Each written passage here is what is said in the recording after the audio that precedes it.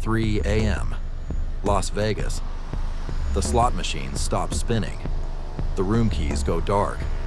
The reservation systems freeze. 24 hours later, MGM Resorts will lose $100 million.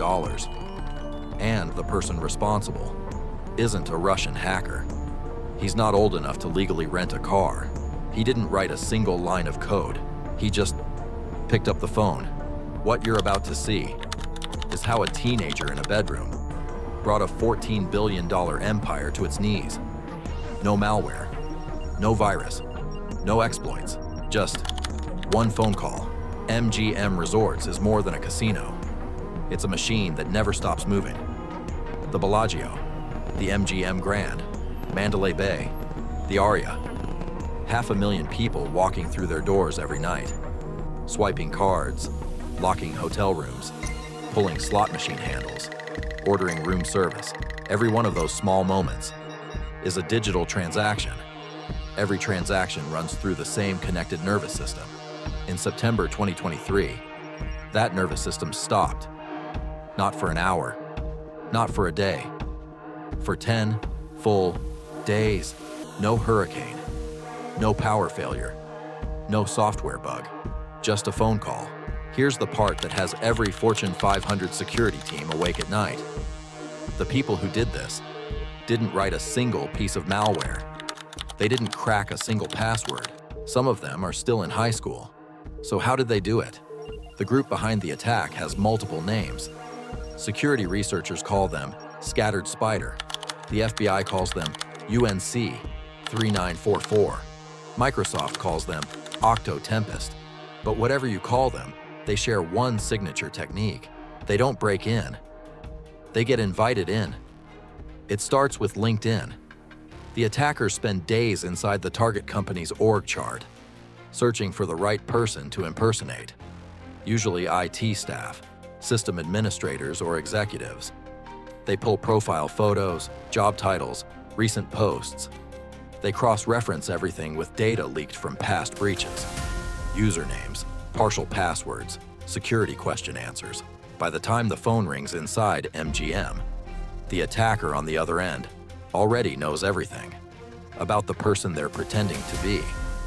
And the person they were about to impersonate at MGM was an executive with full access to the company's most sensitive systems.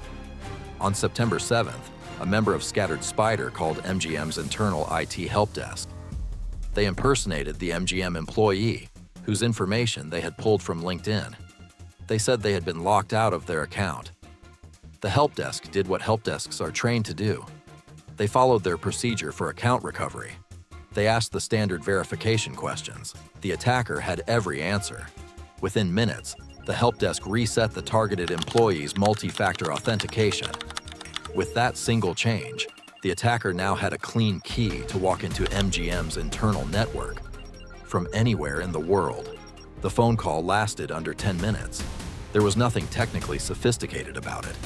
The attackers didn't bypass any security tool. They didn't need to. The MFA reset was approved through MGM's own approved process by MGM's own employees. By the time anyone realized what had happened, the attackers had already moved on to Phase 2. And what they did in Phase 2 would bring the entire MGM empire to its knees.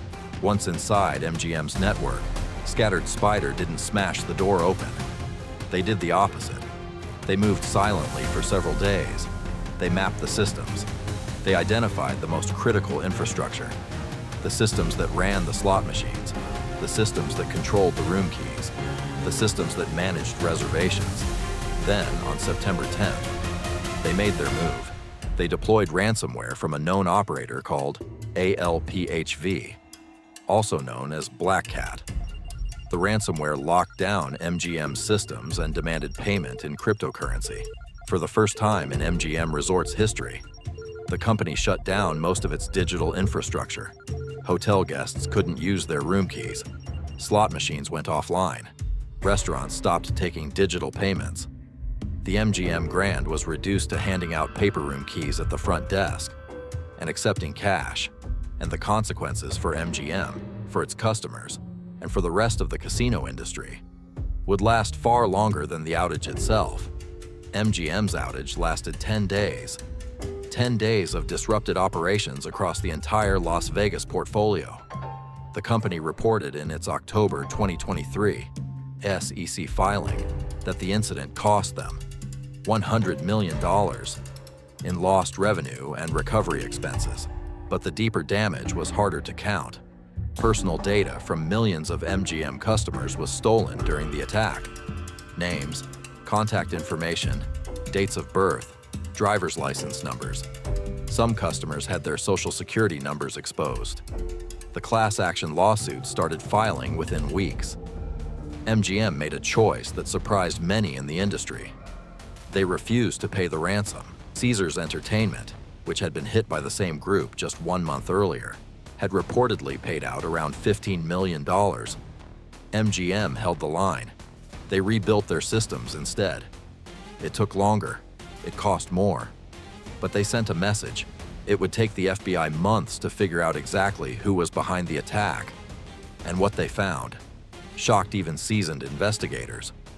In November 2023, CISA, the United States Cybersecurity and Infrastructure Security Agency, issued an emergency advisory about Scattered Spider, naming them as a sophisticated organized criminal group responsible for dozens of major attacks. The advisory included detailed indicators of compromise and recommended defensive measures. In the months that followed, the arrests started. In January 2024, a teenager in the United Kingdom was arrested in connection with the broader Scattered Spider campaign. In June 2024, a 22-year-old from Scotland was charged. In September 2024, federal prosecutors unsealed an indictment against a 17-year-old in Las Vegas, accusing him of direct involvement in the MGM attack. These weren't seasoned criminals operating out of foreign safe havens.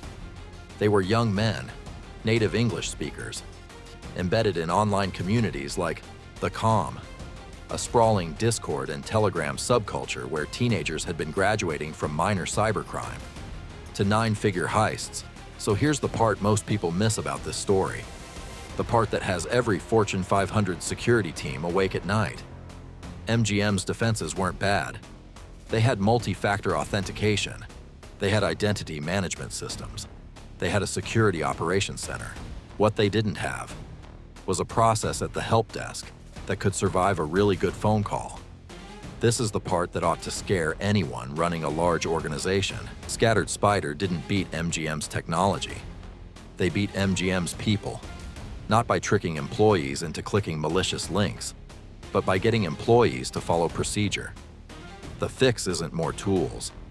The fix is rethinking what counts as identity verification when the attacker already knows the answers to every standard question. Till that changes, every help desk in America is one phone call away from being the next MGM. What would you have done differently if you'd been on that help desk call? Drop it in the comments. And next Tuesday, we're heading to a gas station that ran out of fuel because of one stolen password. See you then.